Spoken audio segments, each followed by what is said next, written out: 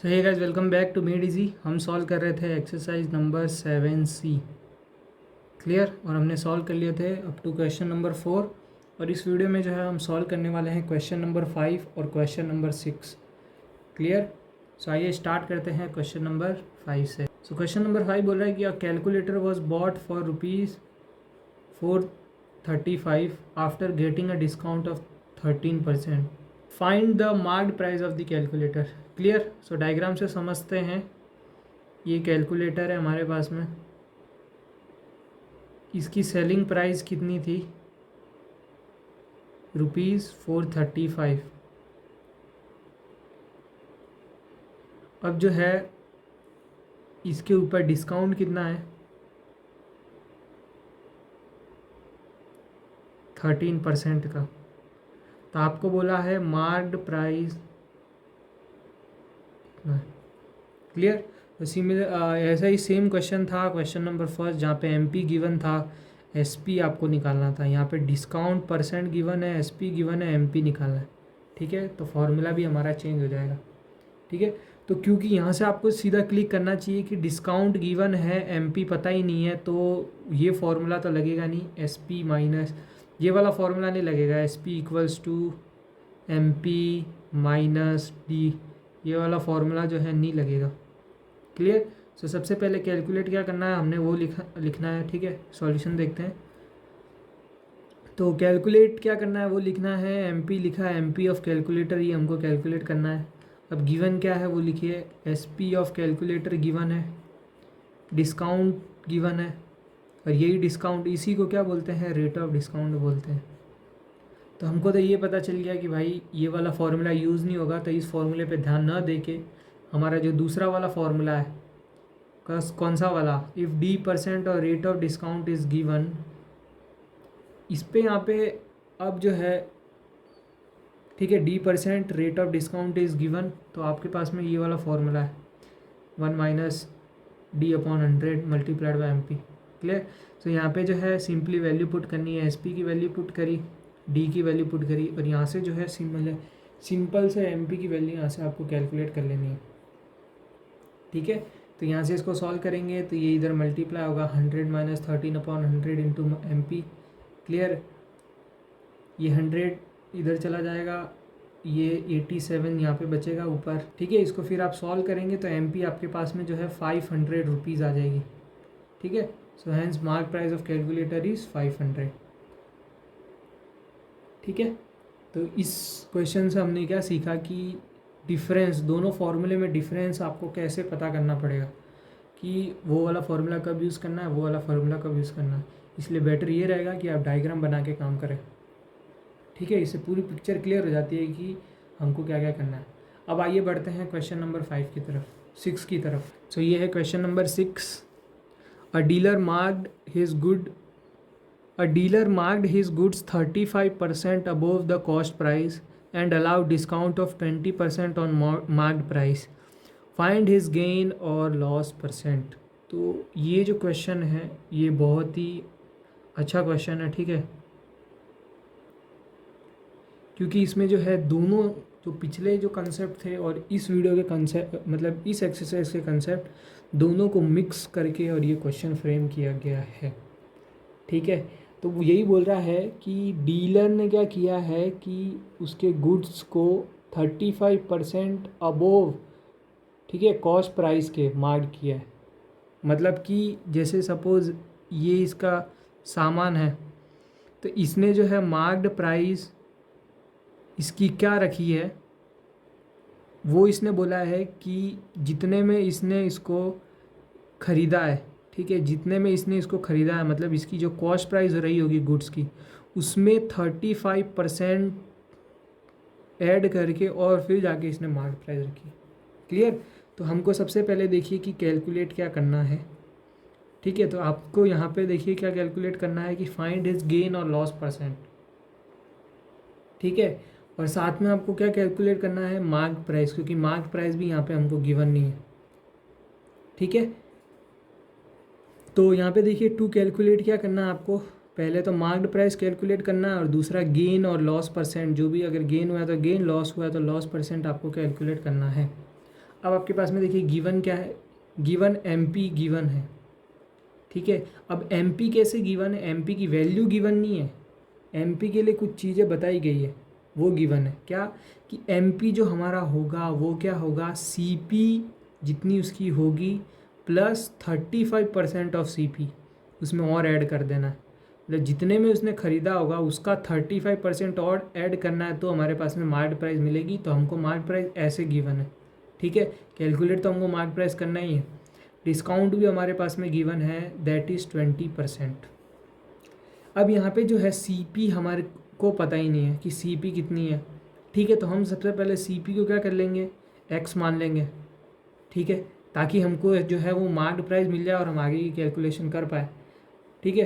तो हम सबसे पहले सीपी को मान लेते हैं 100, तो ठीक है, मार्क्ड प्राइस ऑफ गुड क्या हो जाएगा, ₹x, ठीक है, सीपी प्लस 35% ऑफ ₹x, ठीक है। अब ये परसेंट को 1/100 कर दिया मैंने और x कर दिया, और ये ₹x ऐसे ही रहा, तो ये क्या हो गया, ₹x प्लस 35/100 x, क्लियर।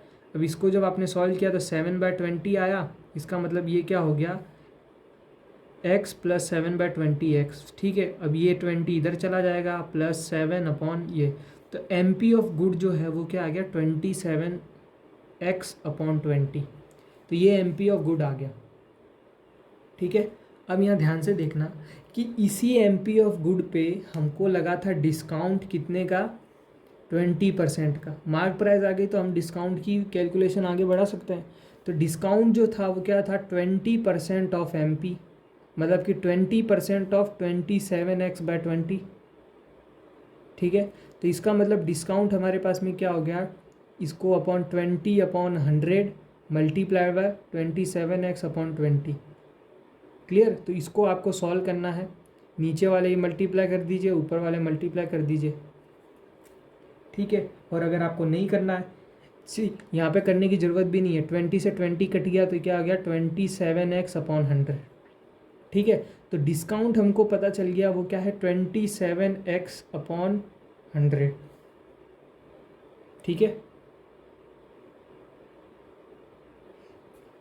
तो यहाँ से अभी तक हमको दो चीज़ें पता चल गई कि एम पी ऑफ गुड क्या है, 27x/20, और डिस्काउंट क्या है, 27x/100। अब यहाँ से एक अच्छी चीज़ हमको पता चलेगी, क्या पता चलेगी, एस पी फॉर्मूला हमारे पास में, एस पी का क्या फॉर्मूला है, एस पी निकालने का, एस पी निकालने का फॉर्मूला हमारे पास में एम पी माइनस डिस्काउंट, ठीक है। तो एस पी आप यहाँ से कैलकुलेट कर दीजिए। तो एस पी ऑफ गुड्स हमने क्या कैलकुलेट कर लिया, M P minus discount percent equals to 27x/20 minus, तो ये क्या है, ये एम पी है और ये डिस्काउंट है। अब इसको आपको सीधा बस कैलकुलेट, मतलब इसको सॉल्व करना है। तो नीचे देखिए, नीचे दोनों का एलसीएम आ गया 100, ऊपर सॉल्व करेंगे तो ये 135x माइनस 27x, तो ये आपको कैलकुलेशन आनी चाहिए, ठीक है। इसको कैसे सॉल्व करते हैं, तो इक्वल्स टू 108x/100 हो गया, ठीक है। सो अब इसको मैं क्या लिख सकता हूँ, मतलब इसको जो है अगर मैं 100 हटा दूँ तो यहाँ पे क्या आएगा,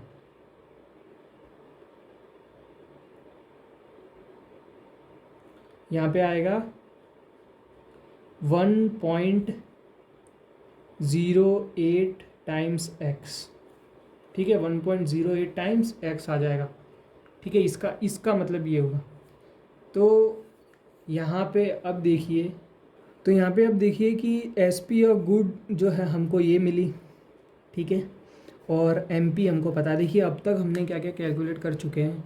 सबसे पहले हमने कैलकुलेट किया एम पी, ठीक है। कब कैलकुलेट किया, जब मैंने जो है सी पी को इक्वल्स टू एक्स माना, ठीक है। अभी मैं एक्स मान के सब कर रहा हूँ। जैसे ही एक्स माना मैंने कैलकुलेट कर लिया एम पी, जैसे ही मेरा एम पी कैलकुलेट हुआ मैंने कैलकुलेट कर लिया डिस्काउंट,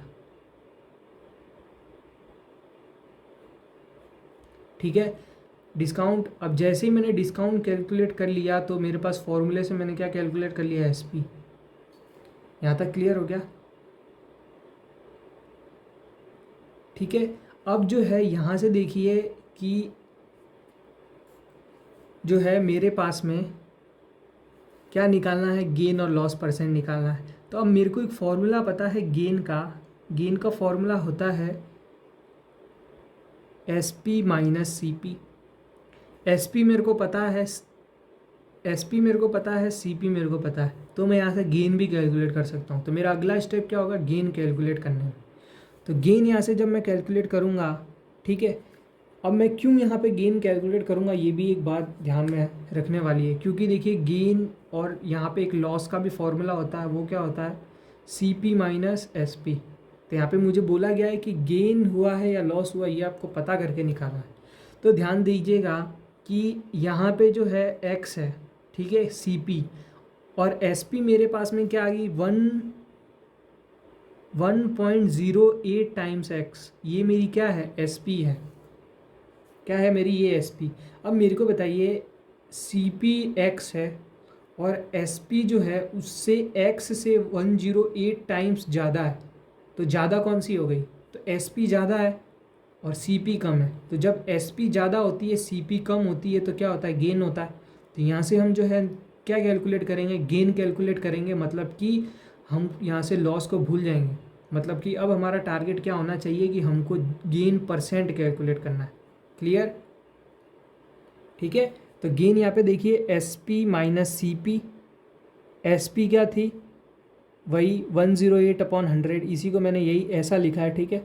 तो मैं यहाँ पे लिखता हूँ 108x/100 माइनस एक्स, ठीक है। इसको जब आप सॉल्व करेंगे, 100 को इधर भेजा, ठीक है, ये ऐसे हुआ, तो गेन यहाँ से मिल गया 8x/100, इसको काटेंगे तो ये हो जाएगा 2x/25, मतलब कि यहाँ पे मेरे को गेन भी मिल गया 2x/25। क्लियर। अब गेन मेरे को मिल गया, तो गेन परसेंट मैं कैसे कैलकुलेट करता हूँ, गेन परसेंट मैं कैसे कैलकुलेट करता हूँ, गेन परसेंट कैलकुलेट करने के लिए मेरे को चाहिए gain upon C P multiplied में 100, ये गेन परसेंट कैलकुलेट होता है, ठीक है।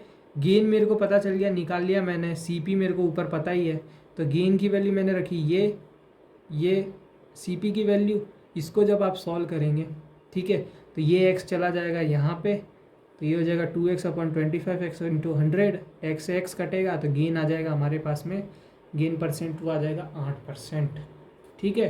तो यहाँ से जो है आप जी परसेंट ईजीली कैलकुलेट कर सकते हैं, दैट इज़ 8%। क्लियर। सो ये क्वेश्चन लेंदी तो था, लेकिन इतना टफ नहीं है जितना आप सोच रहे हैं, ठीक है। सिंपली आपको जो है स्टेप बाय स्टेप नीचे चलते जाना, सब अपने आप कैलकुलेट होता चला जाएगा। क्लियर। तो मैं एक बार वापस बताता हूँ कि जो है आपको फाइनल क्या निकालना है, गेन परसेंट निकालना है, गेन और लॉस परसेंट। लेकिन उसके पहले जो है आपको एमपी निकालना है, ताकि आप जो है नीचे की सारी कार्रवाई कर सकें। तो एमपी निकालने के लिए सबसे पहले आपको जो है सीपी निकालना पड़ेगा, ठीक है। लेकिन सीपी कुछ पता वता तो है नहीं हमको, तो हम क्या करेंगे, सीपी को सबसे पहले एक्स मान लेंगे, ठीक है, और अब हम सारी कैलकुलेशन एक्स के नाम पे चलाएंगे, ठीक है। तो जैसे ही मैंने सी पी को एक्स माना, तो मेरे पास में जो है एम पी मेरे को पता था, एम पी क्या था कि एम पी था C P plus 35% of C P. तो यहाँ से मेरे को एम पी निकल गया, एम पी अब निकल गया।